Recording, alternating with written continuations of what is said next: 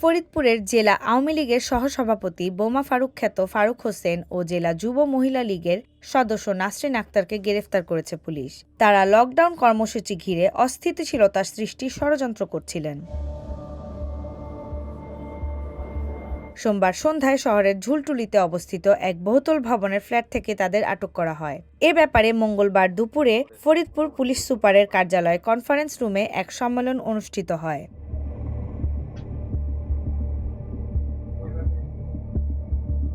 ফারুক হোসেনের বিরুদ্ধে বিস্ফোরক দ্রব্য আইনে অন্তত ৬টি মামলা রয়েছে। ফারুক জিজ্ঞাসাবাদে স্বীকার করেছেন, লকডাউন কর্মসূচি সফল করার জন্য ফরিদপুর ৪ আসনের সাবেক সংসদ সদস্য মুজিবুর রহমান নিক্সন চৌধুরী তাকে ৫ লাখ টাকা দিয়েছিলেন।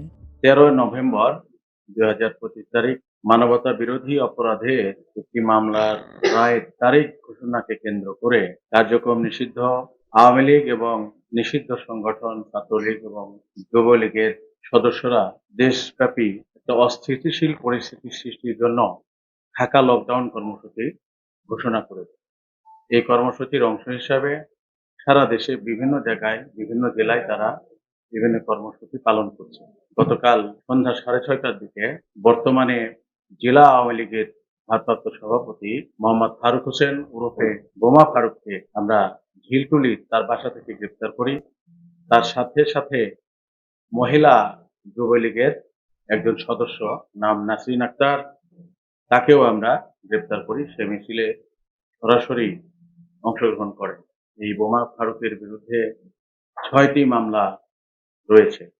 এর মধ্যে ২টি বিচারাধীন, ৪টি তদন্তাধীন। ঢাকা লকডাউনকে সফল করার জন্য সে বিভিন্ন মাধ্যম থেকে টাকা পাচ্ছে এবং নিজেরও অর্থ সে বিভিন্ন জায়গায় ডিস্ট্রিবিউট করছে।